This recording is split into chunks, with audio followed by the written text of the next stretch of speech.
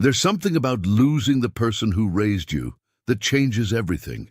It makes you see the life they lived in ways you never understood before. For Silas Boone, that moment came in 1892 when he returned to his grandfather's Wyoming ranch after 20 years away. The old barn stood quiet and heavy with secrets. Inside, beneath dusty tarps, Silas found a strange reinforced wagon and a sealed trapdoor in the dirt floor. When he opened it, he discovered a fortune in Union gold, the same treasure that had caused hangings and ruined families 25 years earlier. His grandfather's journal revealed the painful truth.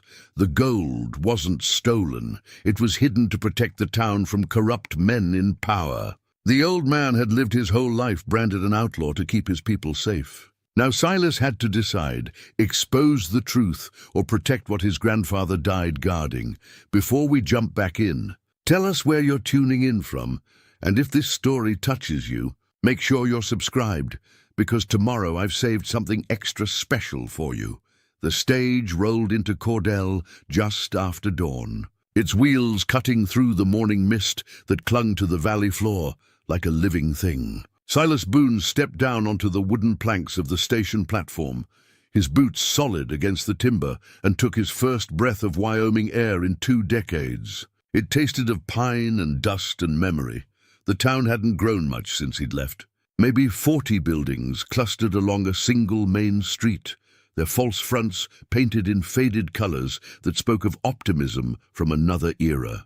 The general store still occupied the corner lot. The saloon across the way had a new sign, but the same crooked porch. Beyond the buildings, the land opened up in all directions, rolling grassland that climbed toward distant mountains, their peaks still holding winter snow even in late spring.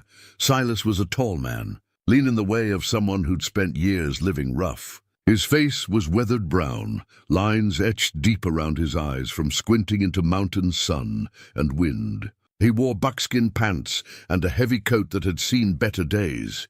His dark hair shot through with grey, though he'd only just turned 40. Everything about him spoke of distance traveled and hard country crossed. He carried a single canvas bag over his shoulder and nothing else. A man learns to travel light when he's been moving for 20 years. The funeral had been yesterday.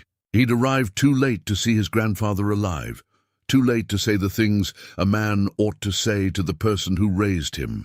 That weight sat in his chest like a stone, cold and immovable. Samuel Boone had been 83 years old, the town's oldest resident, a man who'd come west before the territories had names. And Silas had been chasing traplines in Montana when the telegram finally caught up to him. He walked the length of Main Street slowly, noting what had changed and what hadn't. The bank was new, or at least newer than his memory. There was a proper church now, white paint gleaming, with a bell tower that rose above the other buildings. He remembered when services had been held in the back room of the general store, everyone standing because there weren't enough chairs. Pastor Monroe stood outside the church, sweeping the front steps. He was a small man with a shock of white hair and the kind of face that seemed permanently set in an expression of mild concern. When he looked up and saw Silas, something flickered in his eyes. Recognition, certainly, but also something else. Wariness, maybe. Or guilt. Silas Boone, the pastor said, setting his broom aside. I wasn't sure you'd stay after the service. Didn't come all this way just to turn around, Silas replied. His voice was quiet, measured. Figure I owe it to the old man to settle his affairs proper. Pastor Monroe nodded, clasping his hands in front of him. Your grandfather was a good man. Complex, perhaps. But good. The word complex hung in the air between them like smoke. Silas had heard the stories over the years, the whispers that followed his grandfather's name. Samuel Boone, who'd arrived in Cordell with money when no one else had any. Samuel Boone, who'd helped build half the town but never said where his wealth came from. Samuel Boone, who men respected but also feared just a little. I'll be heading out to the ranch today, Silas said. Get a sense of what needs doing. The place has been empty a long while, Pastor Monroe said carefully. Your grandfather spent his last years in town, you know. Easier for him with his health failing. The ranch just sat out there. Someone been looking after it. Sheriff Dalton rode out now and again, made sure nobody was squatting or stealing. But beyond that, the pastor trailed off, then added, "Your grandfather was very particular about that property. Silas, very particular about who went out there and why." There it was again, that edge of something unspoken. Silas studied the older man's face, but found nothing there except earnest concern and perhaps a touch of nervousness. "I appreciate you conducting the service," Silas said finally. "It was a good send-off. We'll miss him," Pastor Munro said. "More than you might realize." Silas tipped his hat and continued down the street. He could feel the pastor's eyes on his back. The general store was run by a woman named Sarah Whitmore, who'd been young and pretty when Silas left, and was now middle-aged and handsome in the way of women who'd lived full lives without regret. She looked up from her ledger when he entered, and her face broke into a genuine smile. "Silas Boone, as I live and breathe," she said, coming around the counter. "I'd heard you made it back." "Mrs. Whitmore," he said, removing his hat. "It's still Miss Whitmore, thank you very much," she corrected with a slight smile. "Some of us chose other paths. You're needing supplies for the ranch?" "Basic provisions," he confirmed.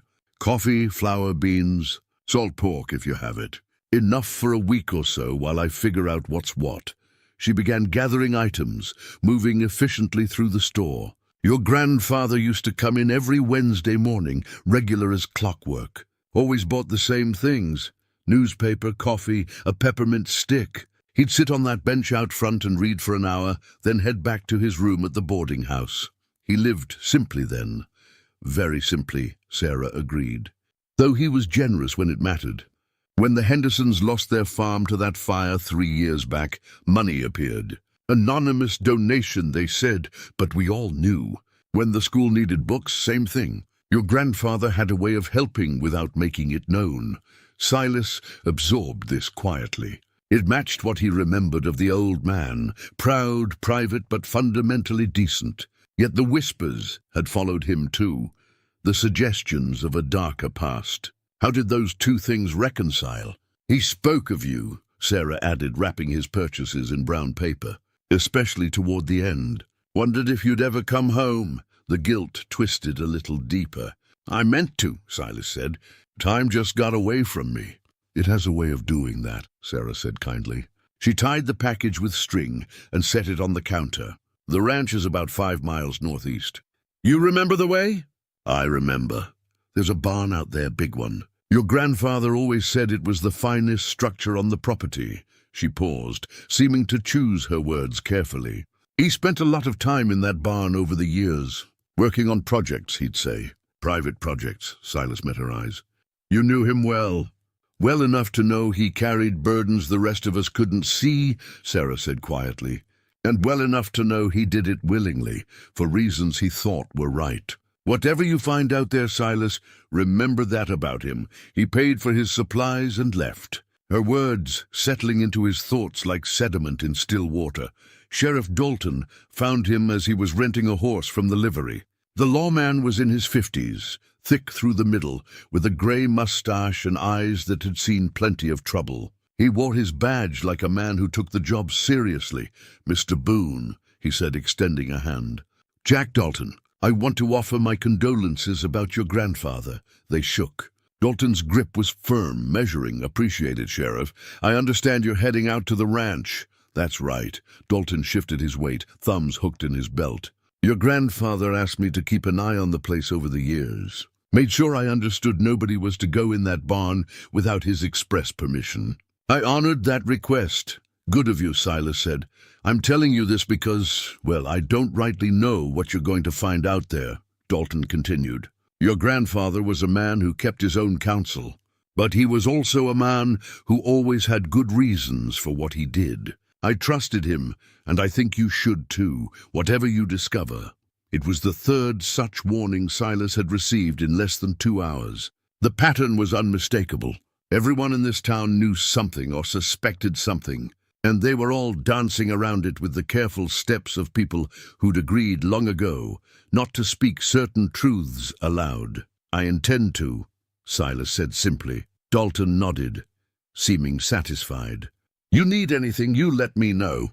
Your grandfather was a friend to this town, and that makes you welcome here." Silas rode out of Cordell with the sun climbing toward noon, his supplies tied behind his saddle. The road northeast was barely more than a trail, two wheel ruts through prairie grass that whispered in the breeze. The Boone Ranch sat at the edge of the pine country, where the flatlands began their climb toward the mountains. He saw the barn first, rising against the sky like a sentinel. It was huge, far larger than necessary for the modest homestead it served. The wood had weathered to silver gray, but the structure stood square and solid. Beyond it sat the ranch house, smaller, with a sagging porch and windows that reflected the afternoon light like blind eyes. Silas dismounted slowly, taking it all in. He'd been a boy here, running through these fields, learning to ride and rope and shoot. His grandfather had been patient, teaching him the skills a man needed in this country. And then his parents had died, caught in a blizzard when Silas was 12, frozen to death just 5 miles from home. After that, it had been just him and the old man, until Silas turned 20 and decided he needed to see what lay beyond these particular horizons. 20 years. 2 decades of drifting, trapping, guiding hunters through mountain passes, never staying anywhere long enough to call it home. And now here he was, back at the beginning, standing in front of a barn that 3 different people had warned him about in the space of a morning. The barn doors were secured with a heavy chain and padlock. Silas found the key in his grandfather's effects, a small leather pouch that also contained the deed to the property, a pocket watch with an inscription worn smooth by time, and a letter addressed to Silas. When you're ready, he wasn't ready to read that letter yet. The grief was too fresh, too close. Instead, he fitted the key to the padlock, which opened with a heavy click that seemed to echo across the empty prairie. The chain rattled as he pulled it free. Then he grasped the barn door handles and pulled. The doors swung open on hinges that, despite everything, moved smoothly and without sound. Someone had maintained them, kept them oiled. Inside, the barn was dim, though light filtered through gaps in the walls and the spaces beneath the eaves. The smell hit him first. Old hay, dust, the faint scent of ancient livestock, though no animals had lived here in years. And there, in the center of the barn floor, were 2 large shapes covered by heavy canvas tarps, their forms mysterious and somehow ominous in the half-light. Silas stood in the doorway for a long moment, his grandfather's pocket watch heavy in his hand. He thought about Pastor Monroe's careful words, Sarah's veiled warning, Sheriff Dalton's measured advice. He thought about 20 years of running, of never asking the questions that had lived in the back of his mind since childhood. Then he stepped inside and walked toward the covered shapes. Dust motes swirling in the shafts of sunlight that fell around him like spotlights on a stage. It was time, finally, to learn what his grandfather had been protecting all these years. Silas approached the first covered shape with the caution of a man who'd learned that mysteries often came with teeth. He grasped the edge of the tarp, heavy canvas stiff with age and dust, and pulled it back in one smooth motion. The wagon underneath took his breath away. It wasn't like any wagon he'd seen in 20 years of frontier life. The basic structure was familiar enough, a flatbed design with 4 iron-rimmed wheels, but someone had reinforced it with purpose and skill that spoke of military engineering. Iron plates had been bolted to the wooden sides, overlapping like scales on a fish. The undercarriage was reinforced with additional crossbeams, and the axles looked strong enough to carry twice the normal load. But it was the symbols that made him stop and stare. Carved into the wood between the iron plates were markings he didn't recognize, geometric patterns, circles within circles, lines that intersected at precise angles. They weren't decorative. They looked deliberate, meaningful, like someone had been trying to say something in a language Silas didn't speak. He ran his hand along the side of the wagon, feeling the cool metal, the grain of the wood beneath. His grandfather had built this, or commissioned it, or hidden it here for reasons that weren't yet clear. The wagon was meant for hauling something heavy, something that needed protection, something worth the effort of all this iron and reinforcement. Silas moved to the second tarp, his heart beating faster now. He knew, somehow, that whatever lay beneath this covering would be the real answer, the true secret. The wagon was just preparation, just the means. This would be the end. He pulled the tarp away. At first he saw only the barn floor, packed dirt, worn smooth by decades of use. Then he noticed the iron ring set flush with the ground, the kind used to lift heavy things. And around it, barely visible beneath a thin layer of dust and old straw, was a rectangular outline. A trapdoor. Silas crouched down, brushing away the debris. The door was maybe 4 feet by 3 feet, made of heavy planks bound with iron straps. Along one edge, he could see hinges sunk deep into the earth. Along the opposite edge, 3 heavy bolt locks had been driven home, and over each bolt a thick layer of wax had been pressed and sealed. He put his ear close to the gap between the door and the frame. There was air moving down there, just a whisper of it, cool against his face. The space below wasn't just a root cellar or storage pit. It was something bigger, something with enough volume to generate its own draft. I'd advise you to leave that be. Silas spun, his hand going instinctively to where he used to carry a knife. Pastor Monroe stood in the barn doorway, backlit by the afternoon sun, his small frame somehow filling the space with its presence. "Didn't hear you ride up," Silas said carefully. "I walked. It's not far if you cut through the pine grove." The pastor moved into the barn, his steps slow and measured. "I was hoping I might catch you before you got too curious." "Little late for that," Silas said, straightening. "What is this, pastor? What did my grandfather hide down there?" Monroe stopped a few feet away, his weathered face troubled. "Your grandfather made choices, Silas, hard choices that he believed were right at the time. But some secrets are best left buried, not because they're shameful, but because digging them up serves no good purpose." "That's the second time today someone's told me my grandfather kept secrets," Silas said. "And you know what I'm starting to think? I think everyone in Cordell knows what those secrets are, except me. I think you've all been protecting something for a long time, and now that he's gone, you're worried I might not keep protecting it." The pastor didn't deny it. He simply stood there, his hands clasped in front of him, looking like a man watching a storm approach and knowing he couldn't stop it. "Your grandfather dabbled in things best left alone," Monroe said quietly. "He made bargains. Not with the devil, nothing like that, but with fate, with circumstance, with powerful people who would have destroyed this town if he hadn't stood against them. What's down there represents choices made in desperate times. Opening that door won't just reveal the past, Silas. It could reshape the future in ways you can't predict. I'm not a child who needs protecting from hard truths," Silas said. "If my grandfather left this for me to find, then he must have thought I could handle it, or he hoped you'd never come back," Monroe replied. And there was something raw in his voice now, something that sounded like regret. "He used to say that sometimes the greatest gift you could give someone was distance from your mistakes. Maybe that's what he gave you, Silas. Maybe your 20 years away was his final act of protection." The words hit harder than Silas expected.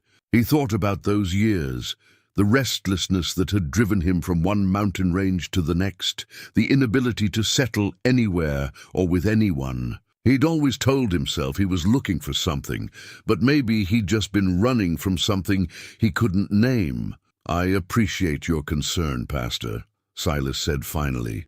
"But I'm opening that door." Monroe's shoulders sagged. "Then I've failed him one last time." "Failed who?" "My grandfather." "All of us," the pastor said. "Everyone who made those choices together and then let Samuel carry the weight alone." He turned to leave, then paused at the barn door. "When you open it, Silas, and you see what's down there, remember this. Your grandfather never took a penny for himself. Not one coin. Everything he did for people who could never thank him. Because thanking him would mean admitting what he'd done. Then he was gone, walking back across the prairie toward the pine grove, a small figure growing smaller. Silas stood alone in the barn, staring down at the sealed trapdoor. His hands were steady as he drew his knife and began scraping away the wax seals. The wax was old, brittle, and it flaked away easily. Beneath it, the bolts were thick iron, driven through metal hasps. They'd been oiled regularly. They slid back with only modest resistance. The third bolt came free with a soft clank that seemed too loud in the quiet barn. Silas grasped the iron ring and pulled. The door was heavier than he'd expected, the hinges protesting with a groan that spoke of long silence. The smell that rose from below was cool and dry, tinged with metal and something else, paper maybe, or leather. The smell of things preserved. Stone steps led down into darkness. Silas went back to his supplies and retrieved a lantern, lit it carefully, and held it over the opening. The light pushed back the shadows, revealing a chamber below, not large, maybe 10 feet square, but deep enough that he'd have to descend a dozen steps to reach the bottom. He went down carefully, testing each step before committing his weight. The walls were stone, fitted together with skill. Someone had built this to last, had meant for it to survive whatever came above. When he reached the bottom and raised the lantern high, Silas Boone saw what his grandfather had been protecting for more than 2 decades. Gold. More gold than he'd ever seen in one place. It sat in neat stacks against the far wall, bars stamped with official marks, coins in heavy leather bags, all of it arranged with military precision. Even in the flickering lamplight, it gleamed with that particular luster that only true wealth possesses. But it was the crate beside the gold that drew Silas's attention. A simple wooden box about the size of a travel trunk, with rope handles on each end. He set the lantern down and opened it, his hands moving with a kind of dreamlike slowness.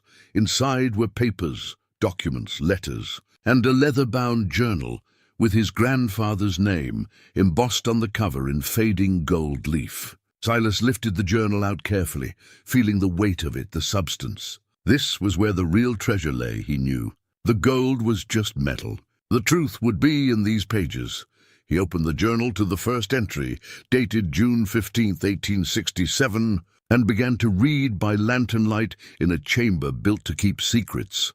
Today, we made a choice that will mark us all as outlaws or saviors, depending on who writes the history. The gold train passed through the southern pass at dawn, carrying payment meant to bribe territorial officials into ignoring the exploitation of our land and people.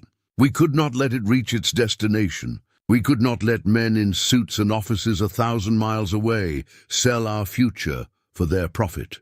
So we took it. God forgive us, we took it all. Silas read on, page after page, as the shadows lengthened in the barn above, and the day turned slowly toward evening. The story that emerged was nothing like he'd expected, and everything like the warnings he'd been given. His grandfather hadn't stolen the gold. He'd intercepted it, taken it from men who meant to use it as a weapon against the very people it was supposed to protect. The Union money had been designated for territorial development, but corrupt officials had planned to pocket most of it while bleeding the towns and settlements dry with taxes and fees that would have broken them. A group of men in Cordell had learned of the plan. Samuel Boone, Pastor Monroe, the territorial judge, the doctor, and 3 others whose names Silas recognized as belonging to men now dead. They'd acted together, desperate and determined, stopping the gold before it could be used to enslave them all. But then the manhunt had begun. Federal marshals had come looking. People had been arrested, some hanged. The officials who'd meant to steal the gold couldn't admit what they'd planned. So they'd accused the townspeople of simple theft, of betraying the Union, of crimes that carried the death penalty. And Samuel Boone had made a choice. He'd claimed the gold for himself, said he alone had taken it, that the others were innocent. He'd drawn all the suspicion, all the danger onto himself. The manhunt had eventually faded as the officials realized the gold was truly gone and that Samuel Boone wasn't going to be caught. But the stain remained, the whispers, the reputation. For 25 years he'd lived with that weight, letting people believe he was something he wasn't, protecting a town that could never publicly acknowledge what he'd done. Silas set the journal down, his hands shaking slightly. He thought about his grandfather's quiet life, the simple room at the boarding house, the Wednesday morning routine. A man who'd had access to a fortune but lived like he had nothing. A man who'd given everything and asked for nothing in return.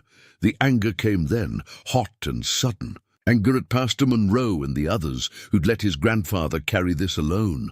Anger at the corrupt men who'd forced this choice in the first place. Anger at the unfairness of a world where doing right looked like doing wrong, and there was no way to prove the difference. He climbed back up the stone steps, emerging into the barn where the light had gone golden and long. His grandfather's pocket watch said it was past 5.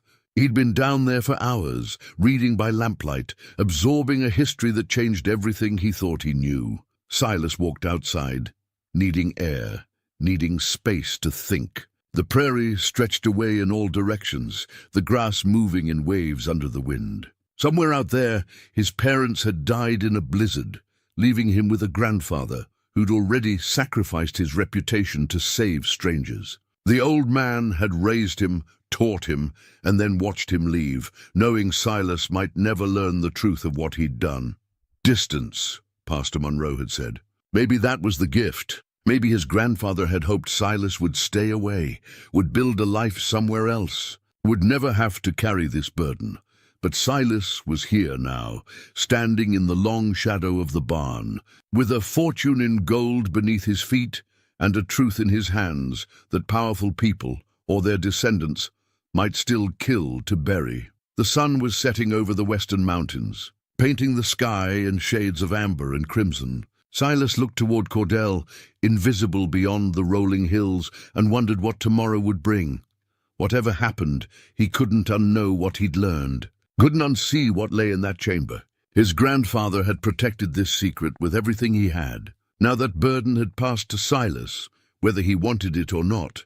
He went back into the barn, pulled the tarps back over the wagon and the trapdoor, and secured the barn doors with their chain and padlock. Then he rode toward the ranch house as darkness gathered, carrying with him the weight of 25 years of hidden truth and the knowledge that some secrets, once revealed, could never be buried again. The deeper Silas read into his grandfather's journal, the more complex the story became. What had seemed like a simple tale of theft and sacrifice revealed itself to be something far more intricate, woven through with legal machinations and political corruption that reached higher than he'd imagined. On his 3rd day at the ranch, working by lamplight in the underground chamber, Silas discovered a hidden compartment in the wooden crate. The bottom wasn't solid as he'd assumed.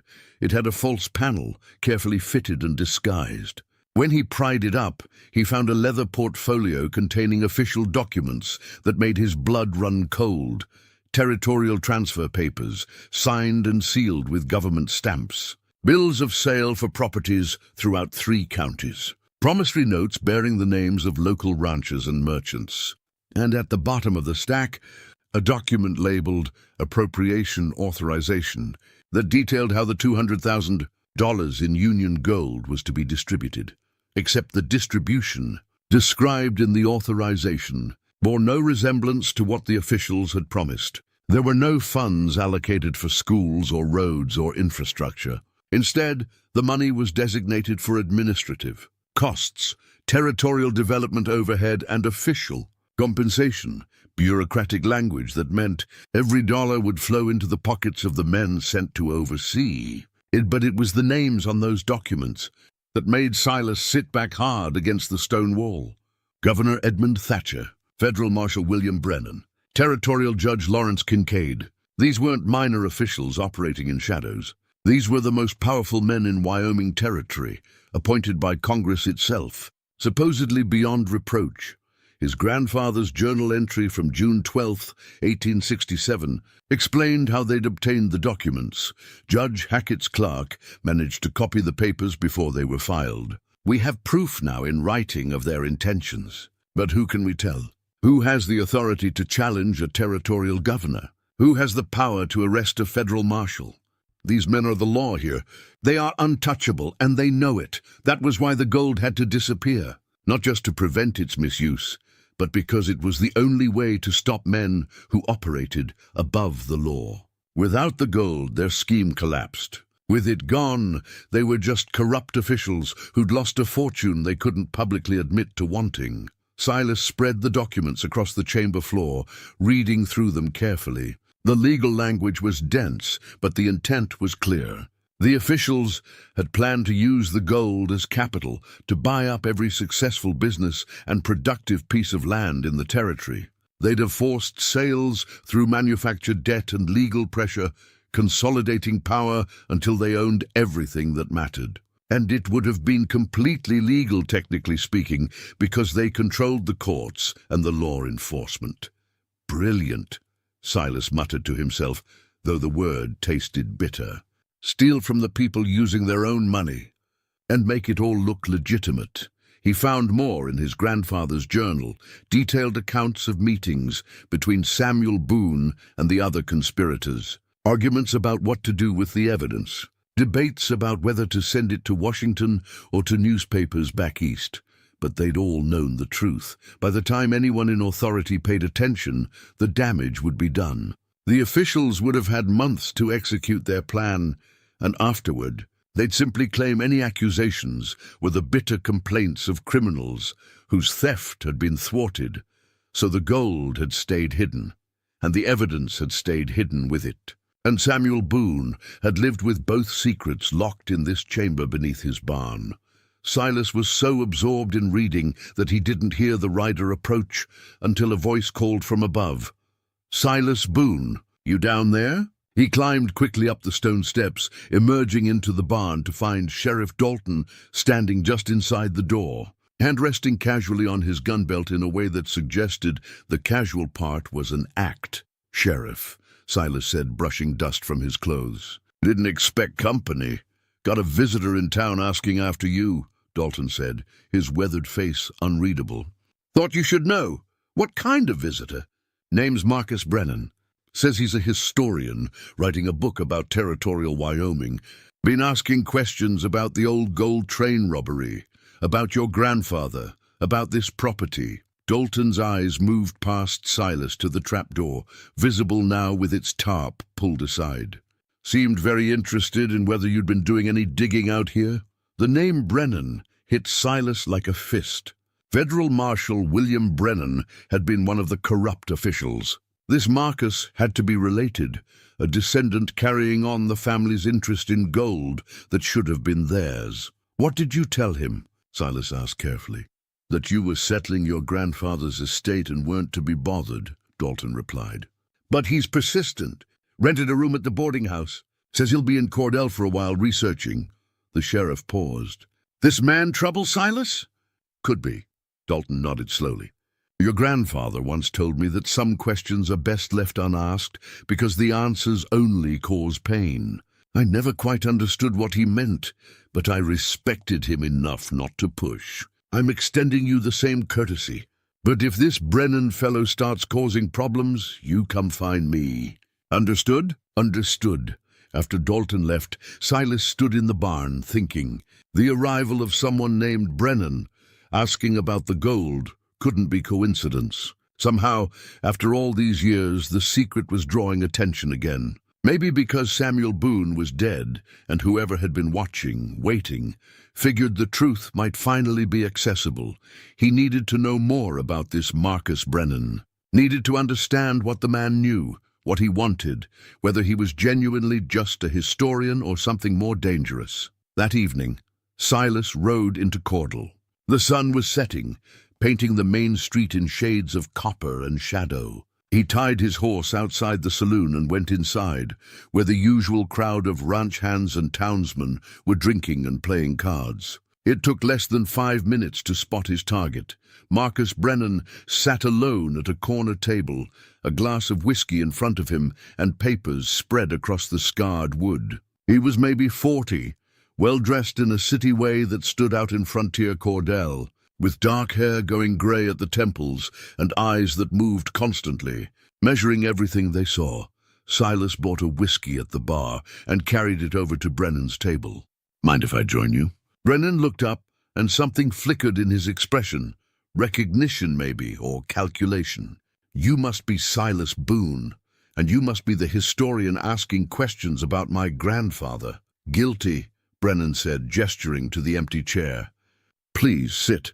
"I'd love to talk with you." Silas sat, studying the man across from him. Up close, he could see the resemblance, something in the shape of the jaw, the set of the eyes. This man had Brennan blood in him, no question.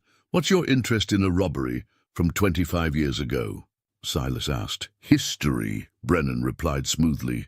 "The territorial period is fascinating, full of stories that haven't been properly documented. The gold train theft is one of the great mysteries of the era. A fortune vanishes, one man is blamed but never caught, and the truth dies with him. It's the kind of story people want to know. My grandfather was a private man," Silas said. "Not sure he'd appreciate being the subject of a book." "Perhaps not," Brennan agreed. "But he's gone now, and history belongs to everyone. The truth should be known." He leaned forward slightly. "I've been researching for 2 years, Mr. Boone. I found evidence suggesting the standard story, that your grandfather was a simple thief who got lucky, isn't accurate. I believe there were others involved. I believe the officials of the time weren't the victims they claimed to be." Silas kept his face neutral. "That's quite a theory." "It's more than theory," Brennan said. "I have documents, testimony from descendants of people who were there. The pieces are coming together. But I'm missing the final proof. The gold itself, or records showing what really happened to it." He paused meaningfully. "Your grandfather's property would be the logical place to look for such proof. You want to search my land?" "I want to uncover the truth," Brennan said.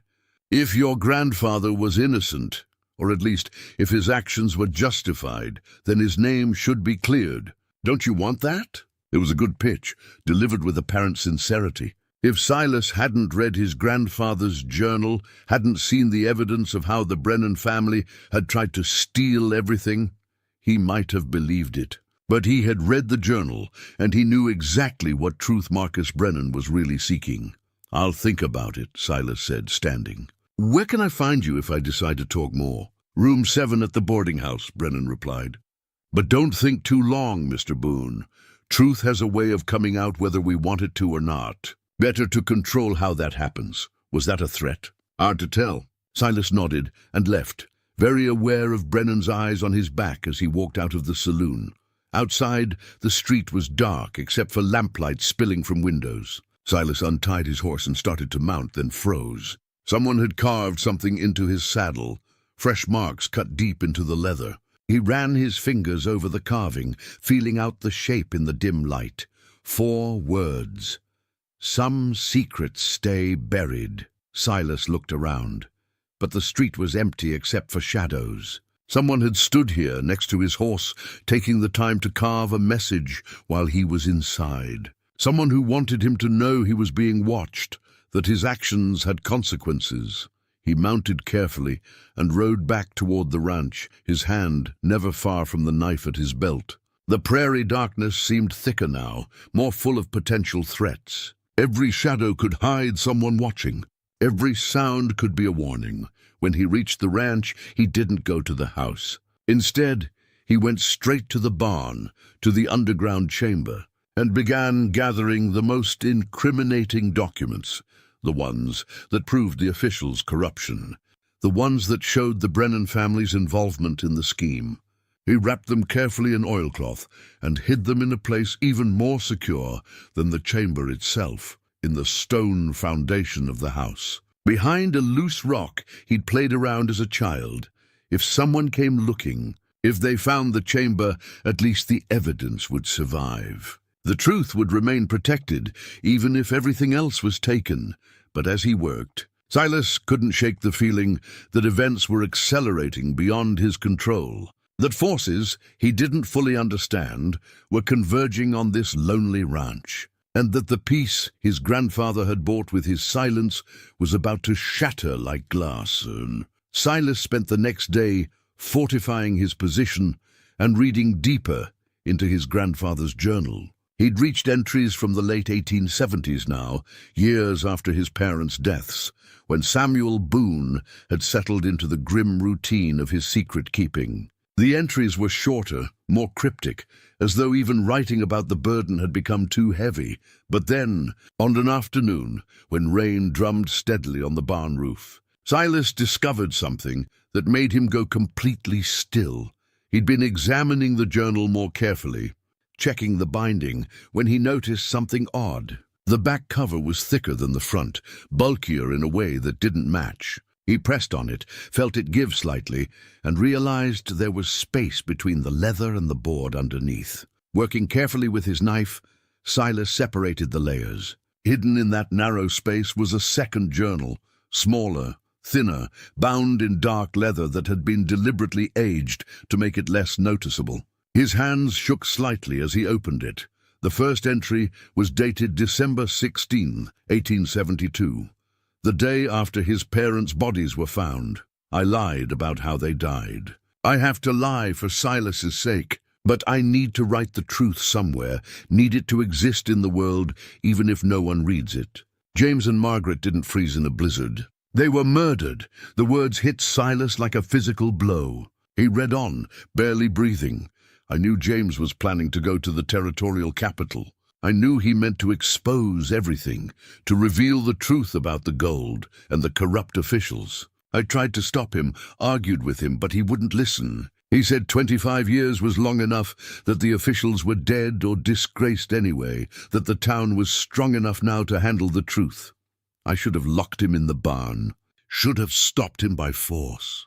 But he was my son, and I respected his choice even when I knew it was foolish. So I let him go, him and Margaret and little Silas, let them ride out that morning thinking they were doing the right thing. But someone knew. Someone must have been watching, waiting for exactly this kind of mistake. The axle on their wagon didn't break from normal wear. It was cut, weakened deliberately so it would fail when they were far from help.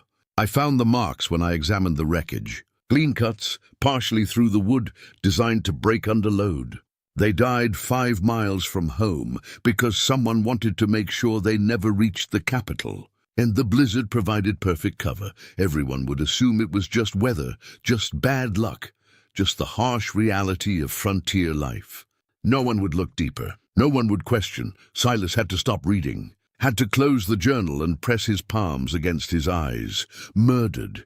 His parents had been murdered, and his grandfather had known it, had carried that knowledge alone for another 20 years, while raising the orphaned boy, who would have been orphaned anyway by those same killers. After a long moment, he forced himself to continue reading. I have my suspicions about who ordered it. Marcus Brennan, the federal marshal who helped orchestrate the original corruption, he has family throughout the territory. Sons and nephews who've grown up on stories of stolen gold, and the thief who got away. They still want it, want what they believe is rightfully theirs. I've seen them watching, asking careful questions, probing for weaknesses. I think they learned about James's plan somehow.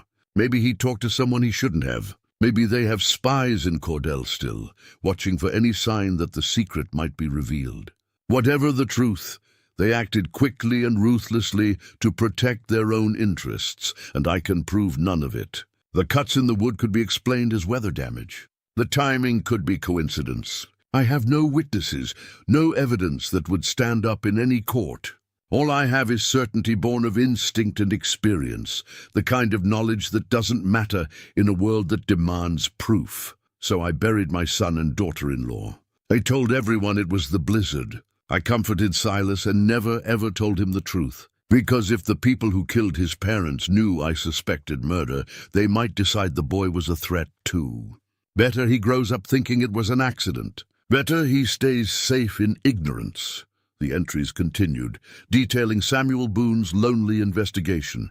He'd tracked down information about the Brennan family, about their continued resentment of the lost gold, about whispered conversations and suspicious movements around the time of the murders. But it was all circumstantial, all unprovable, and Samuel had been a branded outlaw himself. Who would believe his accusations? Then came an entry from March 1873 that made everything clear. I confronted one of them today. Daniel Brennan, nephew of the old marshal. Caught him on the road outside town and asked him straight, "Did his family kill my son?" He didn't admit it, but he didn't deny it either. Just smiled that cold smile and said, "Some secrets are worth protecting, Mr. Boone. You of all people should understand that." Your boy is safe as long as the gold stays hidden and people stay quiet about things that don't concern them. It was a threat and an admission both. They killed James and Margaret as a warning, and the message was clear: keep the secret buried or lose more family. So I will. I'll carry this burden until I die, and I'll take it to my grave. And I'll pray that Silas never has to know what his parents' righteousness cost them. Silas closed the hidden journal carefully, his jaw tight.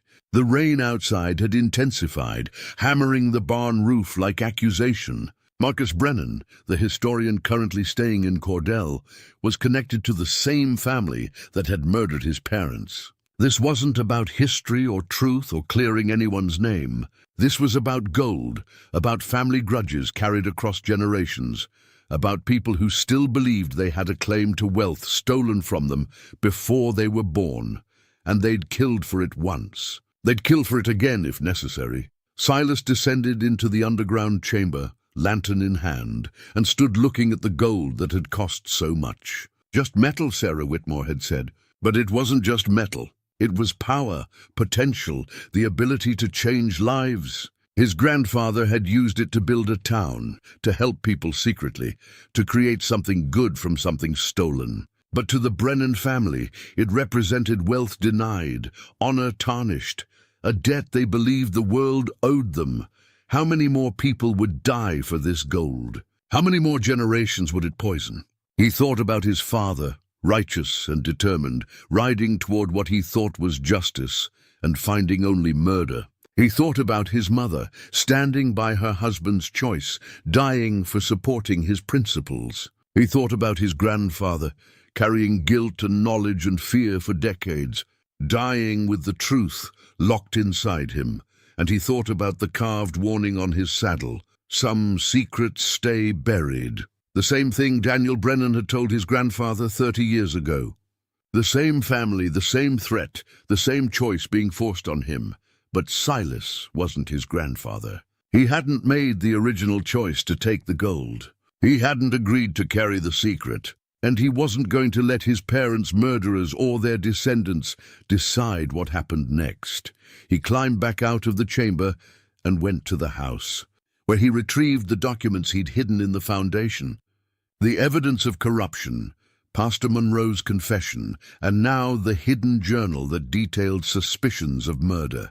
Together, they told a story that was bigger than just stolen gold. They told a story of systemic corruption, of people trying to do right in an impossible situation, and of how the powerful would kill to protect their interests. That evening, Silas rode into Cordell through the rain. He went directly to Sheriff Dalton's office, where the lawman was reviewing paperwork by lamplight. "Sheriff," Silas said, dripping water onto the wooden floor, "I need to tell you some things. And when I'm done, you're going to have to decide whether to arrest me or help me." Dalton set down his pen slowly. "I'm listening," Silas told him everything. The gold, the corruption, the evidence, his parents' murder. He showed him the documents, the journals, the proof that had been hidden for a generation. He laid it all out with the careful precision of a man who knew he might be signing his own warrant, but who couldn't carry the burden alone anymore. When he finished, Dalton sat in silence for a long moment. Then he said, "Your grandfather was my friend. I suspected he was protecting something, but I never knew what. I sure as hell never knew about your parents. What are you going to do?" Dalton stood and went to his gun cabinet, unlocking it and removing a rifle. "I'm going to deputize you, official-like, and then we're going to have a conversation with Marcus Brennan about why he's really in my town, asking questions about gold that doesn't belong to him. He'll deny everything." "Probably," Dalton agreed. "But I want to see his face when you tell him what you know. I want to see if he's as good a liar as his family was at murder." He handed Silas a deputy's badge. "Pin that on. Whatever happens next, you're acting under legal authority. Your grandfather never had that protection. You will." They walked together through the rain to the boarding house, two men carrying the weight of history and law in equal measure. The confrontation Silas had been preparing for was coming, but not in the way he'd expected. Not at the ranch with guns and violence, but here in town, with truth and witnesses and the light of justice that his grandfather had never been able to claim. Marcus Brennan answered his door on the third knock, his face showing surprise and then calculation when he saw both men. "Sheriff, Mr. Boone, this is unexpected. We need to talk," Dalton said. "About gold, about history, and about why members of your family seem to get real nervous whenever someone tries to tell the truth about either one." Brennan's smile didn't reach his eyes. "I'm happy to talk, but I wonder if you've thought about what truth might cost you, Mr. Boone.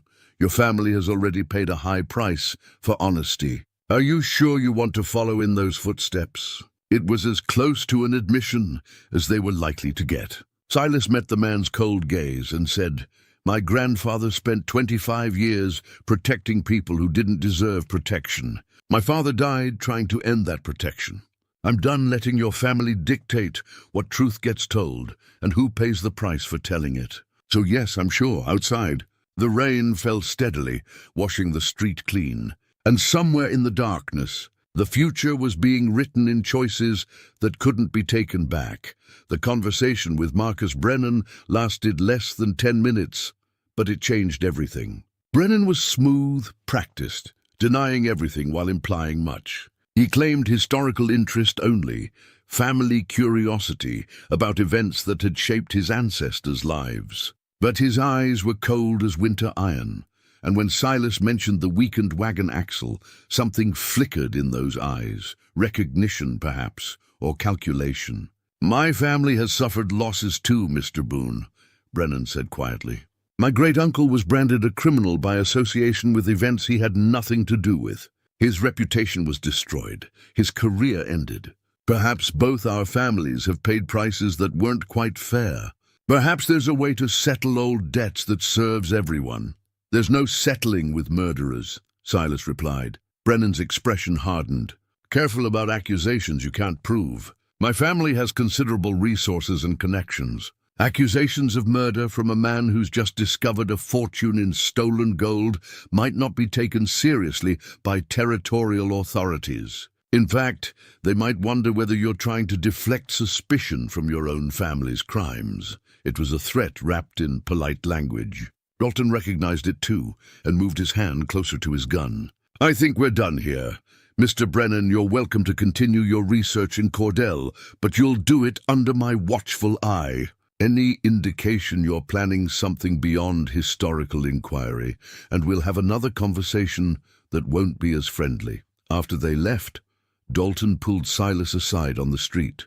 "He's going to move soon. A man like that doesn't come all this way to be warned off by a small-town sheriff and a deputy who was sworn in 10 minutes ago. He'll escalate, probably bring in help. You need to be ready." "I know," Silas said. "My grandfather left plans, preparations for if this day ever came. I need to go back to the ranch and review them properly."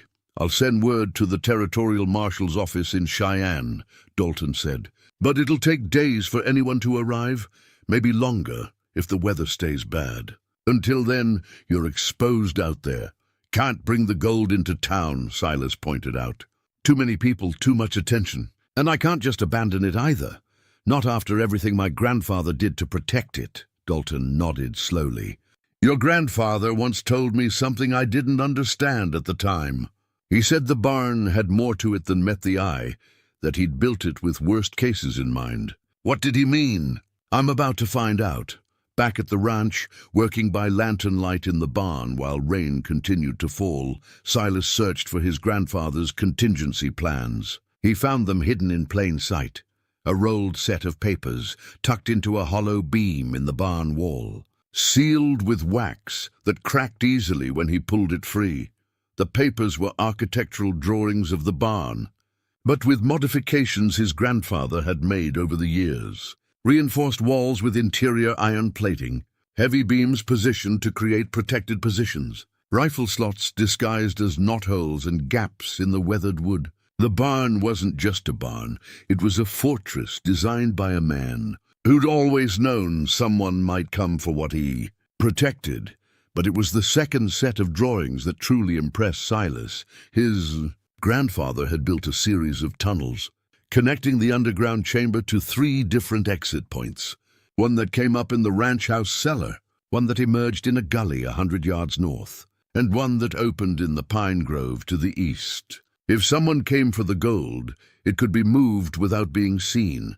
More than that, the tunnels themselves had been designed with defenses, narrow points that could be easily blocked, places where a single-armed man could hold off multiple attackers, positions that turned the attackers' numbers into a disadvantage.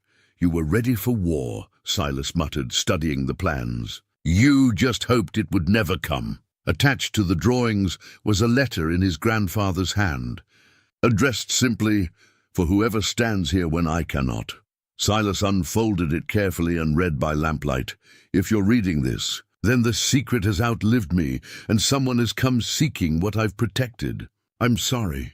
I'd hoped this burden would die with me, that the gold could be put to its intended use slowly and quietly until nothing remained to fight over. But men who want power rarely surrender their desire for it, and families pass grievances down like heirlooms. So I've prepared for the worst while praying for the best. The gold itself isn't worth dying for. It's just metal, just money. What matters is what it represents. A town's independence, people's freedom from exploitation, the proof that ordinary men can stand against corruption when they must. That principle is worth defending. If you fight, fight smart. Use the tunnels, use the prepared positions, make them work for every inch. The barn can hold against a dozen men if defended properly. More importantly, make sure the evidence survives even if nothing else does. The documents proving the officials' corruption, the account of what really happened, those matter more than the gold ever could. And if you can't hold, if the cost becomes too high, then let it go. Gold can be replaced. Lives cannot. I sacrificed too much for this secret already. Don't add your own life to that count, unless there's no other choice. Whatever you decide, know that you have my respect for standing when you could have run. That takes courage that can't be taught or inherited. It has to be chosen. May God grant you wisdom and strength in whatever comes next." Samuel Boone. Silas folded the letter carefully and placed it in his pocket alongside the carved wooden horse. His grandfather's voice echoed across the years, offering guidance from beyond the grave. "Fight smart. Protect the evidence. Don't die for gold alone." The next morning dawned clear and cold, the storm having passed in the night. Silas spent it making preparations according to his grandfather's plans. He verified that the tunnels were still passable, cleared debris from the exit points, and positioned supplies at strategic locations: water, ammunition, food for several days if necessary. He found his grandfather's service revolver wrapped in oilcloth in the underground chamber, a Colt .45, well-maintained, loaded, with boxes of ammunition stored beside it. The weapon was clean and ready, as though Samuel Boone had checked it regularly, preparing for a fight he hoped would never come. Silas strapped on the gun belt, feeling the weight of it. He'd carried weapons before, rifles for hunting, knives for skinning and defense. But this was different. This was his grandfather's weapon, carried for decades against a threat that had never materialized. Until now, around midday, Sarah Whitmore arrived with supplies again. She took one look at Silas's preparations and shook her head. "So it's come to this," she said quietly. "Appears so." She helped him carry things into position without being asked, working efficiently despite the situation. When they were done, she stood in the barn doorway looking out across the prairie. "Your grandfather built all this?" she asked, gesturing at the fortified positions. "Over years, I think. Piece by piece, always ready. He was a remarkable man," Sarah said. "Difficult, secretive, burdened, but remarkable." She turned to face Silas. "I meant what I said before. You could still leave." "No one would blame you." "I would," Silas replied.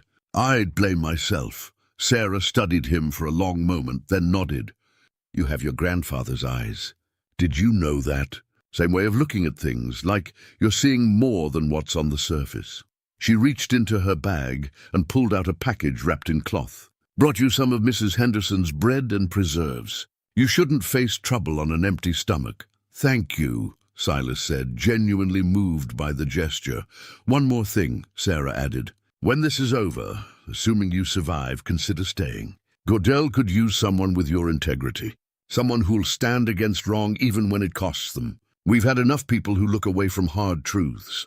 Time we had someone willing to face them." After she left, Silas ate some of the bread and thought about what she'd said. Staying, putting down roots after 20 years of wandering. It seemed impossible and necessary in equal measure. That afternoon, Pastor Monroe returned, this time with 2 others, elderly men Silas recognized vaguely from childhood, Dr. Marsden and Judge Hackett, the other surviving members of the original conspiracy. "We're here to stand with you," Monroe said without preamble. "We let Samuel face this alone. We won't let that happen to his grandson. This could get violent," Silas warned. "Brennan won't come alone, and he won't come peaceful." "We're old men," Judge Hackett replied. His voice was reedy but firm. "Not much longer for this world anyway. Might as well spend our last years doing something right. Should have done it decades ago." They helped Silas complete his preparations, these 3 old men who'd let his grandfather carry their burden alone. They didn't talk much about the past. That weight hung in the air between them, acknowledged but not discussed. Instead, they focused on the present, checking sight lines, positioning supplies, making sure the defensive positions were properly prepared. Around sunset, Sheriff Dalton rode out to the ranch with troubling news. "Brennan left town this morning," he said. But he was seen meeting with 4 men at the old Simmons place. Rough types, looked like hired guns. They headed north together, circling wide. "I'd guess they're planning to approach your ranch from the Pine Grove side, out of sight from town." "How long?" "Could be tonight, could be tomorrow morning. Depends on how patient they're feeling." Dalton dismounted and handed Silas a telegram. "This came for you, from the Territorial Marshal's office in Cheyenne." Silas unfolded it and read, "Investigation authorized. Marshal Garrett en route with deputies. Estimated arrival 48 hours. Hold position if possible. Do not engage unless necessary. 48 hours. 2 full days and nights before legitimate law enforcement arrived. 2 days to hold against whatever Brennan and his hired men brought against him.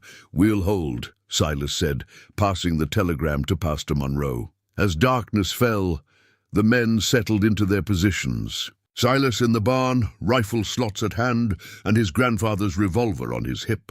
Pastor Monroe in the ranch house with Dr. Marsden, both armed with hunting rifles they claimed to still know how to use. Judge Hackett positioned himself in the barn loft, where he had the best view of approaching riders. Sheriff Dalton insisted on staying despite Silas's protests, taking a position in the stone well house that gave him clear shots at the main approach. "Your grandfather was my friend," Dalton had said. "I didn't help him enough when he was alive.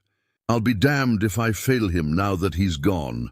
The night deepened, stars appearing in a clear sky. Somewhere out there, Marcus Brennan and his hired guns were preparing their own approach, planning their own strategy. They'd probably expected to find the ranch undefended, the gold easy pickings, Silas isolated and outmatched. Instead, they'd find old men with long memories and scores to settle, defending ground that had been prepared for exactly this eventuality. Silas sat in the darkness of the barn, his grandfather's rifle across his knees, and waited. The wooden horse was in his pocket, a small reminder of simpler times. The hidden journal was secured in the house foundation, proof of murder that would survive even if nothing else did. The evidence of corruption was split between multiple hiding places, too scattered to be easily destroyed. Whatever happened in the next 48 hours, the truth would survive. His grandfather's name would be cleared. His parents' murders would be documented. And the Brennan family's crimes would finally face light they'd spent generations trying to avoid. The wind whispered through the barn walls, and Silas imagined his grandfather's voice in it. "Fight smart, protect what matters, and remember, you're not alone anymore."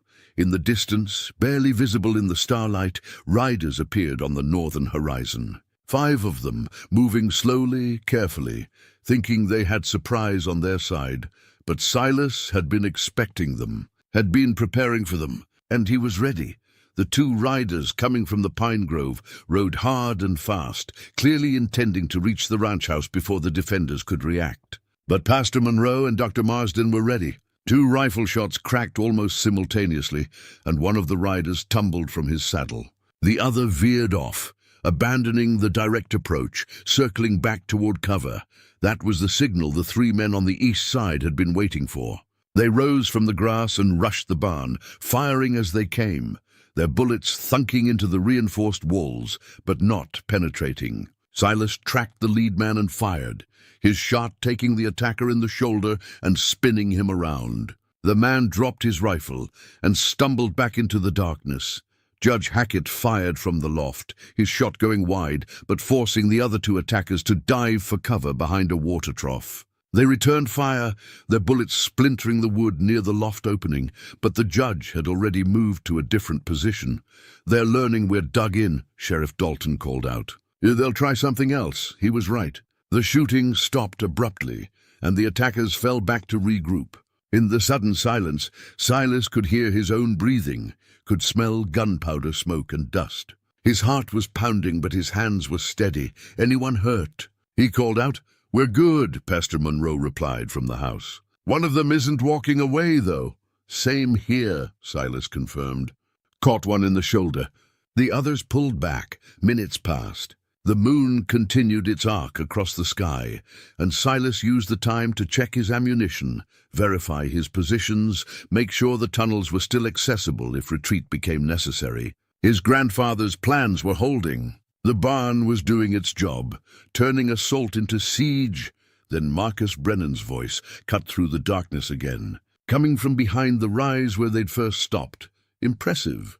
Mr. Boone, your grandfather taught you well, but you're only delaying the inevitable. We have time, supplies, and reinforcements on the way." "You have what?" "A few old men and limited ammunition. This ends one way only." Silas moved to a different rifle slot before responding, voice steady. "I have something you don't. Legitimacy. The territorial marshal is already en route with deputies." "Sheriff Dalton sent word before your attack. They'll be here in less than 2 days.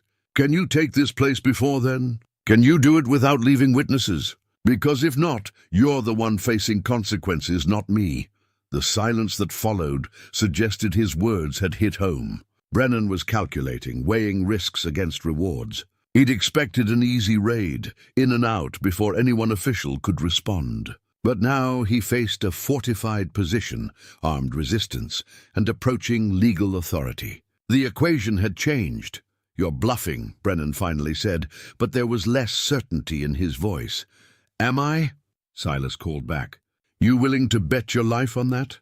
Because if you keep pushing this attack and the marshal arrives before you're done, you'll hang for it. Murder, assault on a peace officer, theft of federal property, that's 3 ropes waiting for you." Another long silence. Then Silas heard something that changed everything. The sound of multiple horses approaching from the south. Not attackers.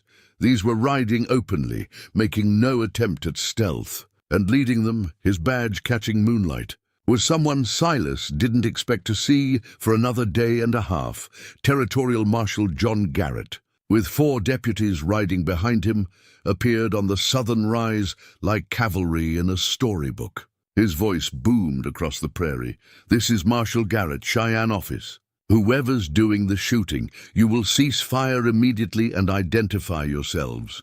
It was over. Silas felt the tension drain from his shoulders as he realized what had happened.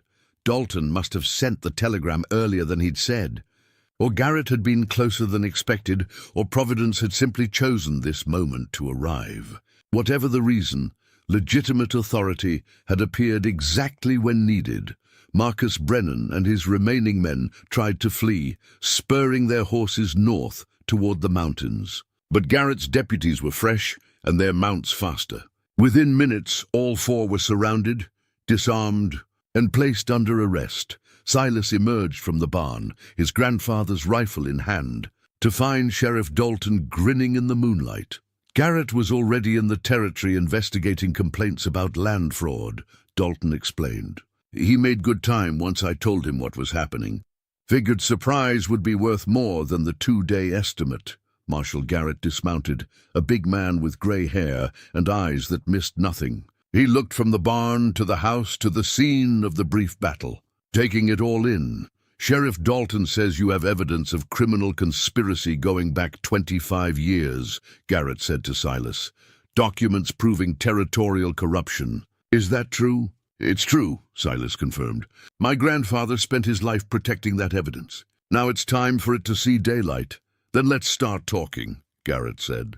Because from what I've heard, this story is going to shake Wyoming territory right down to its foundations.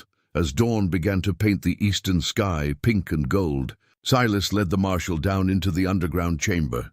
The gold gleamed in the lamplight, proof of the original theft. But more importantly, the documents were still there, the evidence that would finally, after a generation of silence, reveal the truth about corruption, courage, and the price his family had paid for doing what they believed was right.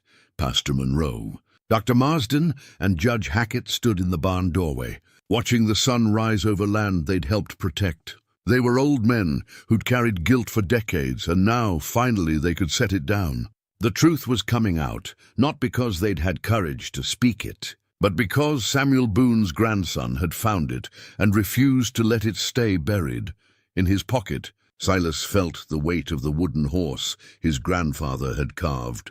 And he thought about legacy, not the burden of gold or secrets, but the inheritance of integrity, of standing firm when standing was hard, of protecting what mattered even when the cost was high. His grandfather's name would be cleared. His parents' murders would be acknowledged, and the Brennan family's generations of corruption would finally face judgment. The sun rose higher, burning away the night's shadows, and Silas Boone stood in its light, no longer running, no longer lost. Finally home.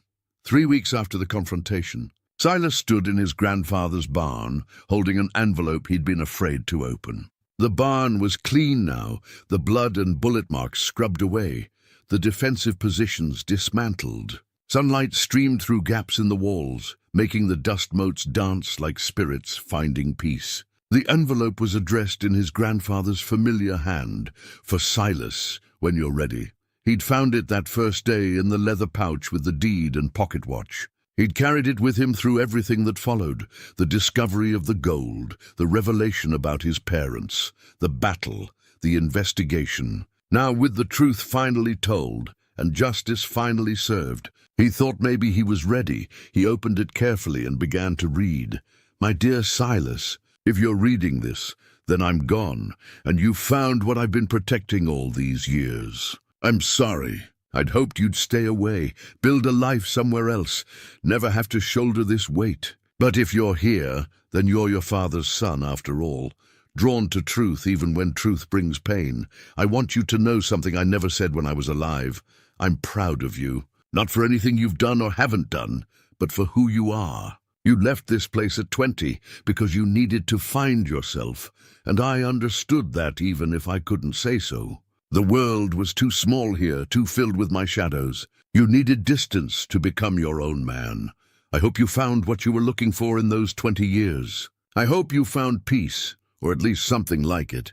And I hope, whatever you decide about the gold and the secrets and all the complications I've left behind, you make the choice that's right for you, not what you think I'd want or what your father would have done.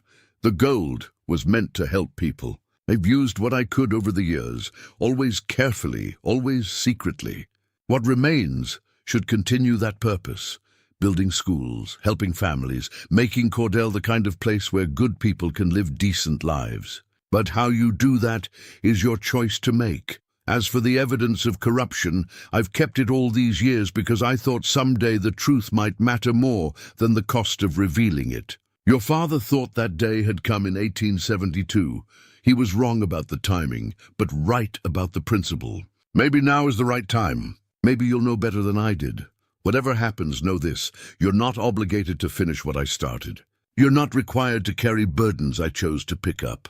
The only debt you owe is to yourself, to live a life you can be proud of when you're old like I am now, looking back at the choices you made. I loved you, boy. Loved you like the son I lost, loved you enough to want better for you than what I had. If that love kept me silent when I should have spoken, kept me distant when I should have been close.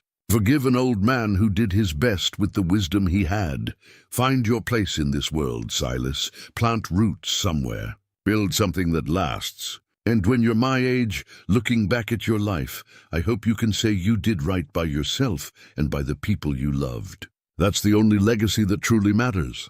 Your grandfather, Samuel Boone. Silas read the letter twice, then folded it carefully and placed it in his pocket alongside the wooden horse. The barn was quiet around him, peaceful in a way it hadn't been in generations. Through the door, he could see the prairie stretching away toward distant mountains, the grass moving in waves under a gentle wind.